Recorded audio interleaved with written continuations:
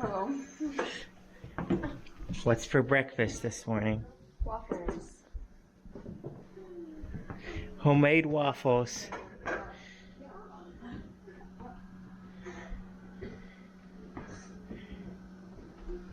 Have anything to say to the people? Good morning. Everybody's Anxiously waiting for their waffles. at it. There you go.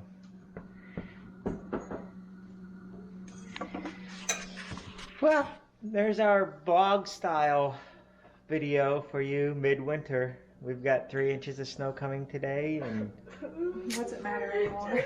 what's it matter? I went out and did just a few chores. It's like 6 and it's still dark out, and it's like 16 degrees, and I came in and I was like, wow, it's really nice outside.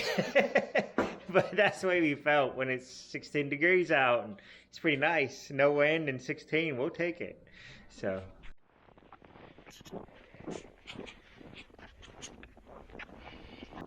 I'm gonna go out here and turn on some bin fans. It's 5 below. Corn's got a little moisture in it, and you can turn this bin into a brick of ice. Just I gotta trudge through a bunch of snow to do it, but I can turn that bin there into a brick, giant ice cube, and it'll stay cool all the way into July and August. It's not quite as dry as it ought to be to keep forever, but it's certainly dry enough. And if I can freeze it, and it's so well insulated it stays cold, it won't spoil, then I get further into July and August where I can market it better or have that opportunity. Some people, you either spend a lot of money to dry it and then you know you're good, but then you over dry it, you lose money. And some people have to sell in the winter time. That's a bad position to be in. So I'm trudging out here to start bin fans here in the middle of winter. See?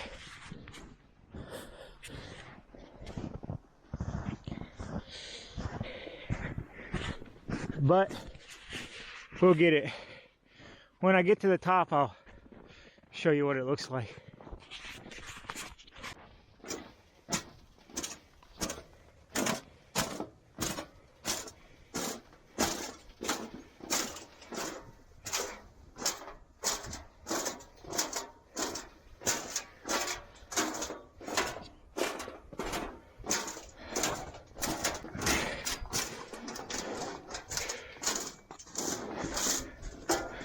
I don't know what's been out there messing, but probably a bunch of deer.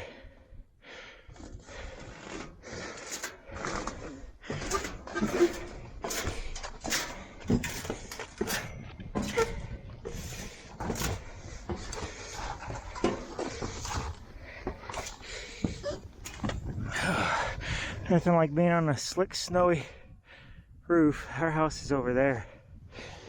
Okay.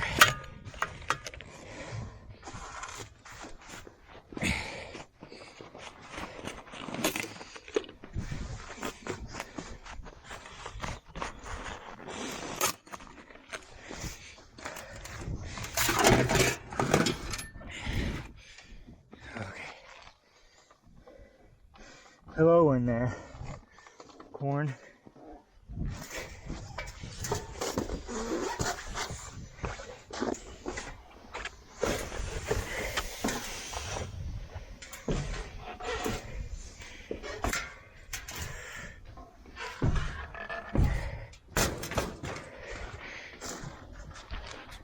Pretty slickery up here.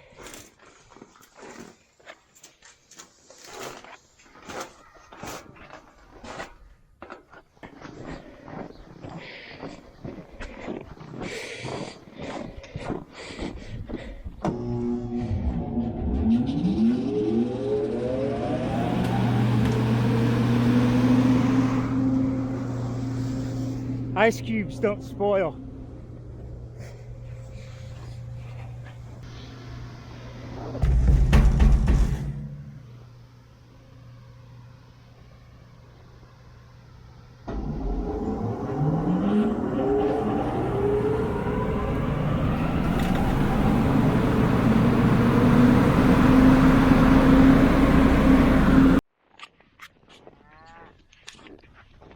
Okay, we're back home.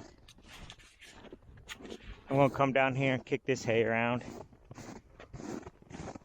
and go up and check the lean-to, and we'll see what else there is to do. I gotta get over in there.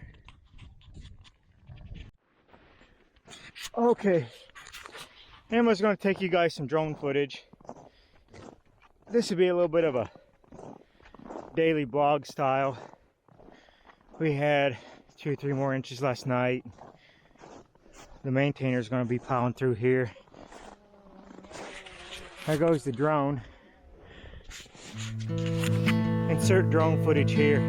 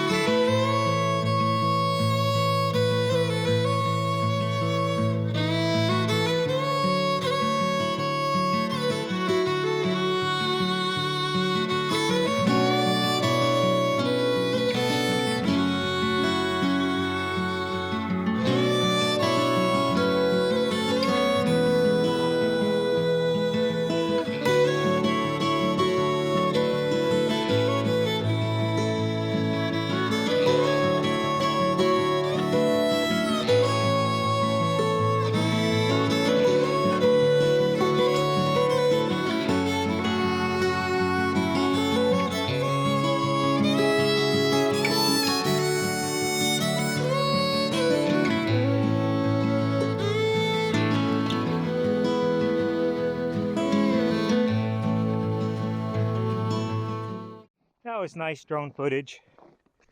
I'm gonna come up here and show you a couple products that Beaver sent us. You can skip ahead if you don't like that. It's a hydraulic press and a hydraulic testing kit. I'll feature them real quick. But yeah, it's hard to have a good attitude in this weather. Didn't get to go to church last Sunday. It was a mess. It's been cold and everything's harder work and not bringing in anything, and everything's outgo, no income. But nobody's sick, and we have to reflect upon our blessings really hard right now. I work off of the sun, and we got some sun today, but I'm all covered up. The only thing touching some sun is my face. No sun. It's hard to keep me perky and happy. I don't know. I can live off of the sun between April and October, but boy, less sun means just less enthusiasm for me. So, but we got sun today, and it's nicer. But then I see, well, the pheasants are suffering. There was a fox caught a hen pheasant in our yard over here, and so there's one less hen pheasant. And I know all those quail that we sent out last year are suffering in this mess, and I know that the pheasants are suffering. I know my fish down there in that pond, because the water level was so low, they're suffering. And I don't know, it's a lot harder to be happy after a week of this sub-zero crap. So, and all this snow, and I don't know, it's just the way it is. If you don't know, and a lot of you do, but if you don't know, it takes quite a bit of will and effort to keep a decent attitude through the middle of winter in this stuff. So but we're gonna be happy the best we can. And it sure is easy to get down on things. So when I start getting down, or I see other people start getting down, I say, well, are you really down on stuff, or are you just kind of looking for something to be down on? And in wintertime, you're just in a mood to look for stuff to be discouraged about, and that's not a good way to be. So we have to try to extra hard to keep a good attitude. So, yay! Okay, I'm going to show you a couple products here from Beaver. We like Beaver. I think their motto is quality tools, half the price. And yeah, stuff that you might not use a lot, but you need. Get Beaver. We highly recommend them. Here's a hydraulic testing kit. So it's got 3 hoses here, and you put a gauge There's 3 different gauges. One's up to 8,000, one's up to one's up to 10,000, one's up to 6,000, one's up to 4,000, depending on it. I tested my excavator with this here not too long ago, so I highly recommend this. It's pretty self-explanatory. You put this into one. Well, this is the universal port adapter that's going to be used mostly, and it just snaps on. So there's several different where you could fittings where you could just tie right into hydraulic fittings themselves, but you have 3. You have hoses up here, gauges. So that's Viver's hydraulic pressure test kit. Highly recommend. This is their little press, and to be honest, it's probably just too little for us. I think I could bend this pretty easy with what I do. If you don't have anything real heavy, this is it's a 6-ton press, and as you can see right here, just very, very simple. You pump this up, tighten that up, tighten this up, pump this up, shaft goes down, whatever you have here, it presses down with 6 tons of hydraulic force. Right here, you take this right here and you can move it up, have this come up higher, and very, very functional press by Viver. 6-turn hydraulic jack press table model. I give it a thumbs up, but to be honest, I've had difficulty testing it because I haven't found anything in our line of work light enough to really utilize it with. Small engines or lawnmowers, stuff like that, probably would be a really good thing. If you have something that you need precision pressing, but it's not super heavy duty, that's I give it a thumbs up. I wish I had something about 4 times as heavy as that. So that's my issue. It needs to be about 4 times heavier than that for farm work. It's just too light. I accepted it to review it, not knowing how light duty it is. So if you get a 6-ton, you better know it's not going to do much more than 4-wheeler and lawnmower wheel bearings and stuff like that. For anything very commercial or heavy duty, 6 tons, I just think I'm just going to rip that thing apart. So bend it and break it and bust it, and everything I have just would require much more force than that. But that being said, it's a quality. It's just small. You have to use the right tool in the right application. This is probably just too small for us to use it a lot. That hydraulic test kit, the thing about that is when you need it, you need it. You just ain't going to use it very often. But with Viver, the thing is it's cheap enough you can have it on hand, even if you're not going to use it, every day. But I tell you, there's times I was desperate for a hydraulic test kit that I'm not going to go out and buy a commercial duty one. And, now I'm glad I have it. And if I had to do it over, I'd probably buy it myself. Just like that pond aerator that we showed you from Viver that we bought with our own money. You need to have it if you need it. Just like the milking machine. I double thumbs up. We bought that with our own money. So those are a couple products. Yeah, there we go. Okay, I'm just going to kind of complete a daily blog style day in the life, winter on Todd Family Farm. Right now I'll go upstairs and I'll show you what's happening up there. Okay, here we go.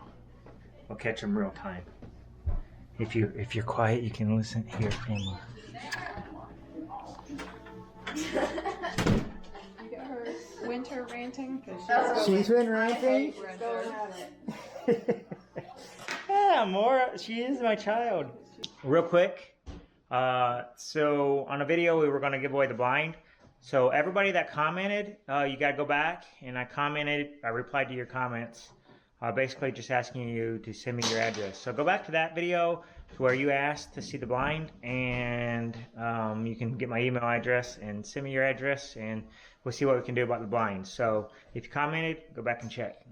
Thanks. Hello everybody. So about an hour ago, probably, maybe a little bit more than that, somewhere around like 2:30 or so, Dad went over to the barn to do afternoon chores, and he called and said that there was a new lamb over there. So we went back over there, and Sweet Pea had a lamb, which I was kind of hoping they'd hold off till we get over this really cold spell to have any more lambs, but it's okay, so we're dealing with it. So we went back over there and got a heat lamp set up for it, and it was up trying to nurse, but I'm not 100% sure that it did get any milk, so we're gonna head back over there now. It's been a little while, and we're gonna try and get it to nurse, and yeah, just make sure it's in good shape before tonight. Hi!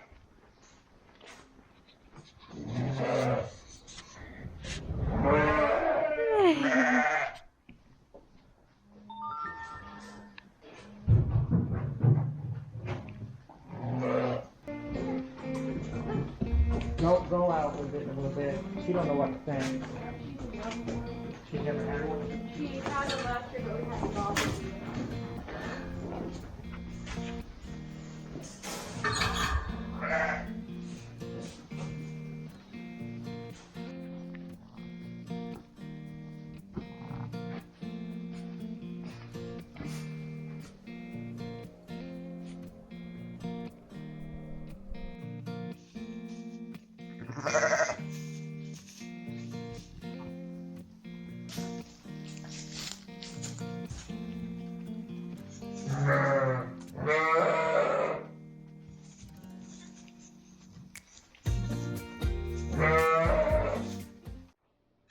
Well, we wanted to show you our supper. There's not a lot of people in this country anymore that eats stuff that they produce themselves. And I guess technically this is a vegetarian meal.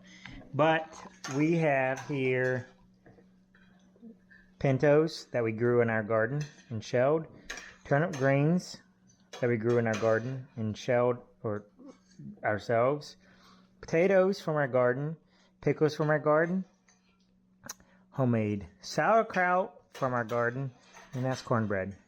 So, oh, and beets. So, a bit of a vegetarian meal, but it's like completely homegrown, and I don't know how many families can say they eat that way anymore, but it's good.